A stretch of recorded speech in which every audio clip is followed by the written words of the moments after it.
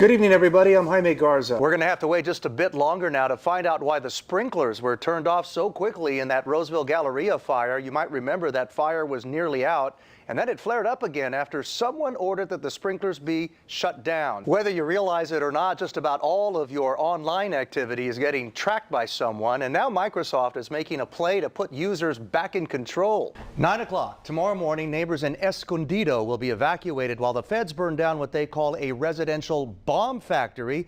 They've already built a 16-foot firewall to protect the nearby homes, as you can see here. What does this all really mean for you and me? Well, the president calls it real money that's going to make a real difference in people's lives. All right, John, thanks so much. We kind of want to give you a perspective now. We've been showing you a lot of pictures. We've been bombarding you with a lot of information, but we want to kind of put the pieces in place for you. And I've got a prop here I want to help us out here. We're along Arden Way at Wright Street, which is this location right here, the apartment complex directly behind us. The suspect is holed up in this apartment in the back, and there is a long driveway here. If you've been following the breaking news here at Fox 40 the last 3 days, we were originally right across from that driveway where you could see clearly all the way to the back and all of the activity that's been going on back here. We've been moved over for two reasons. First of all, for safety reasons. Number two, this suspect, Alvarez, may be watching television. We don't want to give away what's being done around the perimeter with police officers. All right, very well, Chris. Thanks so much. And this subject now is the topic of this evening's Viewer's Voice here. We want to know if you think too many police and sheriff's deputies, those resources being used in this hostage situation.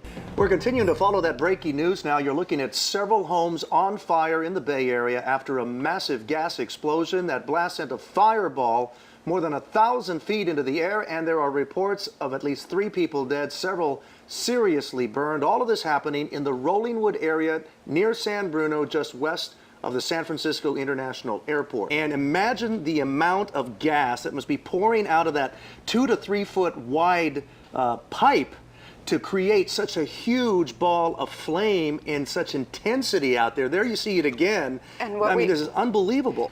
All right, and Christian Pebbles with Sac Metro Fire joining us in studio tonight. You've seen the pictures, you've heard the reports. Give me an assessment of the situation from a firefighter's perspective right now. And good evening, everybody. I'm Jaime Garza, live this afternoon in San Bruno. We have set up at the staging area. This is where we get the very latest information to bring to you. Take a look at the scene here very quickly here. There you can see a herd of reporters and photographers from across the state, across the nation. Again, NTSB investigators arrived here this afternoon. There are 8 members. They will be looking for a possible cause to this explosion. And until they get some sort of information that they need to make their conclusion, this area is being considered a crime scene. Lonnie Wong has been looking into that for us. And Lonnie, what are some of the obstacles that these investigators will be faced with? Hold on, Donna. Oh, you do have the glasses. Look what I found. The 3D and glasses. Nice. they make the fireworks just look even better. It makes Christina look pretty good, too. Yeah, not you, Jaime. It doesn't make you look good in those glasses. No. I'll loan them to you. No, thanks. Take a close look at this guy right here. Do you remember him? He was a cultural icon from the 90s. Well, a middle school principal in Tennessee is using this look to discourage bad behavior. And good evening, everybody. I'm Jaime Garza, live at Sacramento International Airport this afternoon. And there in the distance, you can see the airplane that those passengers were on board.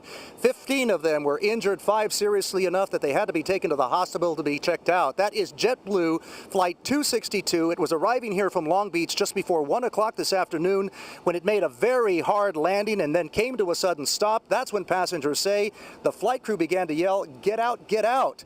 We want to go live now to Mark Dembski over at Terminal B with a play-by-play of what happened out here.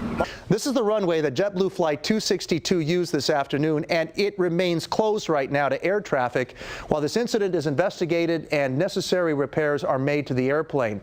However, this is not interrupting operations. As we fly to the other side of the airport, you can see there is another runway right here, and this is the one that planes have been using all afternoon to take off and to land, so flights have not been impacted.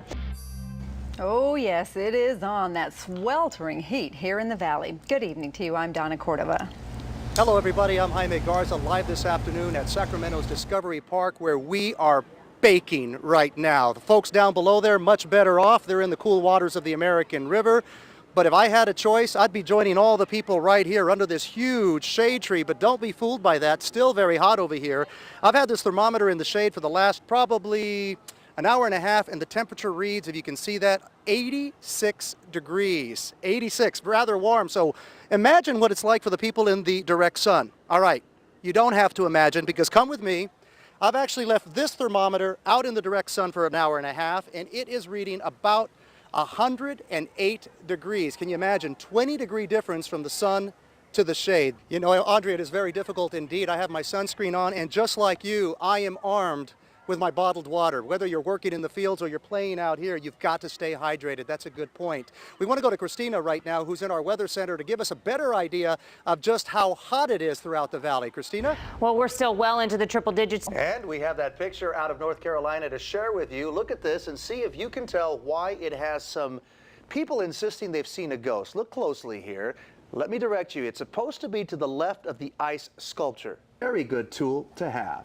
Thanks for joining us. We'll see you tomorrow.